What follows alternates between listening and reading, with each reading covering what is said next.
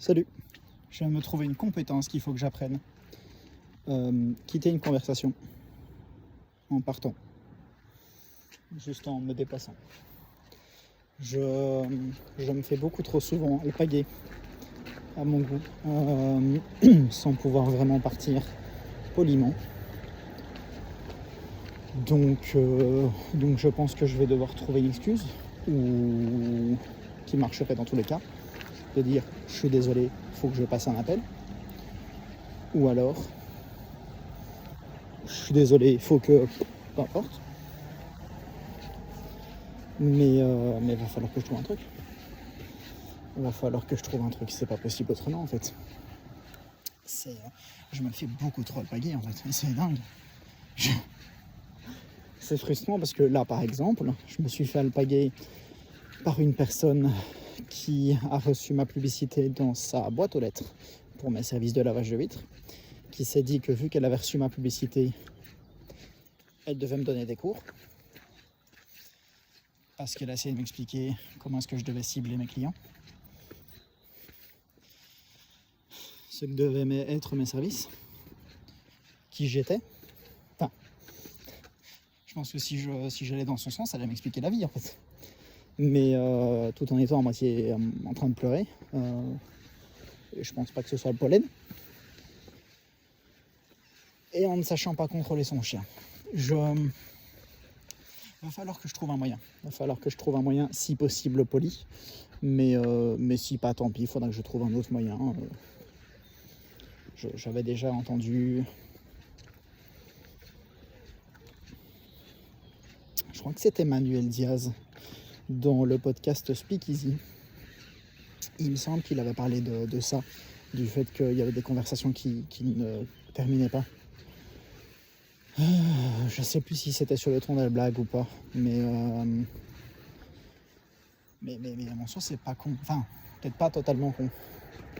Va vraiment falloir que j'apprenne à faire ça. Va vraiment falloir que je trouve un moyen de juste pouvoir quitter une conversation facilement, rapidement, peu importe l'heure de la journée, peu importe ce qui se passe, que je trouve un truc. Parce que c'est pas possible en fait. Je viens de perdre là, 10 minutes 10 minutes pour ça. J'étais en train de parler avec un ancien entrepreneur de ma région et une personne politique de ma région, vraiment à échelle locale, donc pas de truc absolument incroyable, mais utile, potentiellement utile et surtout intéressant. Parce que pendant qu'on parlait, moi j'ai appris plein de trucs en fait. Là vraiment, j'ai parlé pendant 20 minutes avec eux. Enfin non. 15 minutes avec eux et 5 minutes avec juste l'entrepreneur avant que la conversation avant que le troisième n'arrive. Et en fait c'était super intéressant. Il m'a appris des trucs sur le passé de ma région. Il m'a appris un ou deux trucs sur comment est-ce qu'il avait fait ce qu'il avait fait, sur l'état actuel de comment se passent les choses. Il m'a aussi appris ce qui pouvait lui potentiellement intéresser, parce que quand on vient me poser une question sur un sujet dont je parle à peine pour laisser l'occasion, en fait, on lance des trucs comme ça que ça fonctionne aussi une conversation, on lance des trucs, on voit ce qui rebondit. Et là, oh tiens, il y a un tel sujet qui rebondit. Il y a tel truc où il me dit, ah ouais d'ailleurs, tiens, ça, ah, ok, intéressant. Donc ça t'intéresse. Donc tel truc que j'ai appris par mon activité, ça t'intéresse. Intéressant. Non mais j'en rigole, mais c'était super intéressant en fait. C'était super intéressant et ça peut être utile à l'avenir. Parce qu'il y a une affaire, j'ai 20 ans en fait. Il n'y a rien à faire, je suis jeune en fait. Je suis jeune, j'ai tout à prouver. J'ai tout à prouver dans un monde qui considère que l'âge est forcément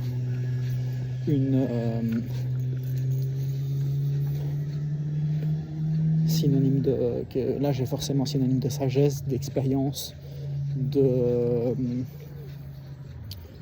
maturité malgré tout,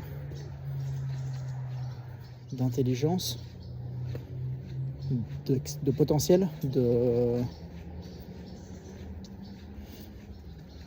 d'abnégation, de capacité de travail, de volonté, que là je serais synonyme de tout ça. Moi je suis pas d'accord avec ça. Et donc si je veux pouvoir le prouver d'une certaine manière, d'une manière ou d'une autre, il faut quand même que je puisse avoir la chance de le prouver. M'approcher des gens à qui je dois le prouver. Pour faire ça, il n'y a pas de magie. Alors bon, je dis pas qu'il faut lâcher le cul de certaines personnes. Ça, je pense que si je peux l'éviter, je l'éviterai. Mais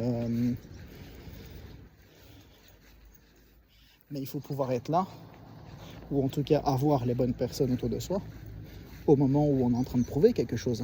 Ah tiens, c'est ton premier employé. Ok, d'accord. Ça fait combien de temps que tu t'es lancé ? 2 ans. Pas mal, peut-être. Je sais pas, ça va en aucune idée. Pas mal, peut-être. Ah, c'est ton deuxième employé ? 2 mois après ton premier ? Intéressant. Et avoir des gens qui ont de l'expérience, qui savent estimer à quel point c'est impressionnant tel ou tel exploit.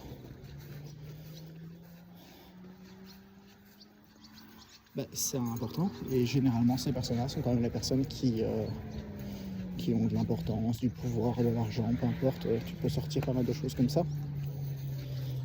Donc la conversation était super, puis cette personne arrive, la conversation se coupe, comme souvent, cette personne commence à me parler, et j'ai eu beau réfléchir à comment quitter cette conversation, comment laisser tellement de blanc que la personne se sentait mal à l'aise. Elle m'a fait des grands sourires pendant que moi je tirais la gueule, et je ne comprends même pas comment est-ce qu'elle n'a pas compris le fait que j'étais mal à l'aise. Ouais, si, j'étais mal à l'aise. Sincèrement, ça m'épate. Ça m'épate, mais bon, voilà. Donc il va falloir que j'apprenne ça. Sinon, plus important quand même, parce que 7 minutes à parler de ça, c'est sympa, mais bon, faut pas abuser. Aujourd'hui, j'ai terminé une prestation, ça s'est super bien passé, au point que la personne a voulu me redonner de l'argent en plus parce que parce qu'il a passé une super expérience en fait. Ça a été une super expérience pour elle. Tout s'est bien passé. Pratiquement tout s'est bien passé. J'ai pu accomplir quelque chose auquel elle ne croyait pas. Elle a vu que je travaillais, que je fournissais des efforts pour l'accomplir. Donc en fait, elle n'a pas trop cherché et je me suis dit, ok, d'accord, super, incroyable. Et elle a passé une super expérience. Et c'est ça qu'il faut que j'aille chercher le plus souvent possible. Pour ça, il faut que je puisse proposer cette expérience. Il faut que je sache ce qui est important. Il faut que je sache comment communiquer aussi.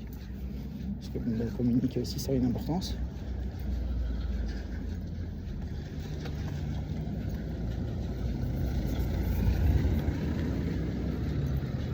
Et pendant que j'essaie d'esquiver les voitures.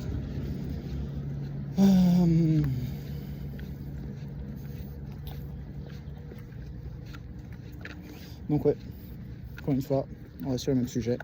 Améliorer l'expérience client, améliorer mes services, la communication autour de ces services, même si ça ne sera pas la priorité. Ça va arriver en dernier probablement, juste avant le matériel coûteux. Sinon voilà, je pense que ça s'est bien passé. J'ai fait un devis ensuite chez un voisin, enfin une voisine. Ce qui s'est bien passé. J'ai pu voir que c'était assez facile d'utiliser Calendly.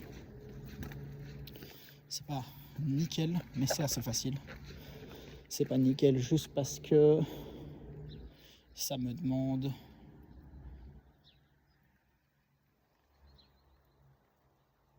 ça me demande 8 clics supplémentaires sur mon téléphone. 8 clics, c'est quand même beaucoup. On va voir s'il n'y aurait pas moyen de raccourcir ça. Mais bon, c'est déjà pas mal. Sinon, voilà, je pense que c'est à peu près tout. Les choses se passent bien. Elles vont continuer à bien se passer pour au moins 2 semaines. Ensuite, on verra, mais au moins pour les 2 prochaines semaines, ça va bien se passer. Donc en fait, c'est nickel. Ce qui me laisse globalement 2 semaines de temps pour m'organiser, avancer, et puis voilà. Donc c'est nickel. C'est nickel, c'est nickel. On verra bien comment ça avance. Et puis voilà. Et puis voilà, et puis voilà. J'ai recommandé un petit peu de matériel. Parce que j'avais plus grand chose et je commençais à me dire quand je rentrais dans la camionnette, purée, il faut que je rachète. Ça fait au moins 2 semaines, je pense, que je me dis tiens, faudrait que je rachète ça, faudrait que je rachète ci. Bon bah là je les ai rachetés, ça m'a coûté 100 balles, beaucoup trop cher, non même 120 au total de commandes, beaucoup trop cher, c'est indécent les prix, il faut que je trouve un autre fournisseur, un qui soit à toutes les marques de matériel possibles, soit est juste beaucoup moins cher, mais il faut que ce soit beaucoup plus pratique. En fait, dans l'idéal, il faudrait que ce soit le moins cher possible et avoir toutes les marques. Parce que c'est pas possible, sinon je ne vois pas comment faire ça correctement et facilement. Mais voilà, j'essaierai. J'ai demandé des renseignements à une marque de matériel qui est vraiment sympa, Itore, donc de T-O-R-E. Ils sont vraiment sympas, ils ont un service client de qualité. Moi j'ai un type que je contacte à chaque fois de chez eux quand j'ai besoin d'une info. Il me répond avec les infos précises, tout, machin, incroyable. Et du coup vraiment bien. Donc oui, ça c'est super. Et je lui ai demandé, tiens, est-ce qu'il y aurait d'autres marchands que celui qui m'avait conseillé à la base? Et je me demande s'il n'y a pas des trucs d'exclusivité ou quelque chose comme ça. Parce que généralement, quand un fournisseur a une marque en particulier, je ne sais pas si c'est celle que moi j'aime bien ou si c'est une autre, il n'a pas l'autre. Je crois que c'est ces deux marques là où il y a peut-être un souci d'exclusivité ou pas du style. Voilà. Donc ouais. Bonjour. Ah, il est réactif, hein. Il est réactif. Et du coup ouais, je vais regarder à ça, mais rien de pressant à ce niveau-là. Je suis très content pour le fait qu'elle ait été hyper satisfaite. Plus qu'à faire ça chez tous les autres clients en fait. Donc ouais.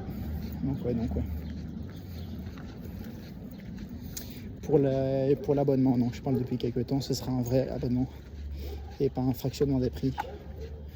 L'abonnement donnera droit à une prestation tous les X temps et que la personne l'apprenne ou pas, cette prestation, elle paiera. Ce qui serait super intéressant. Donc ouais, voilà. Voilà. Je pense que c'est à peu près tout. Ciao.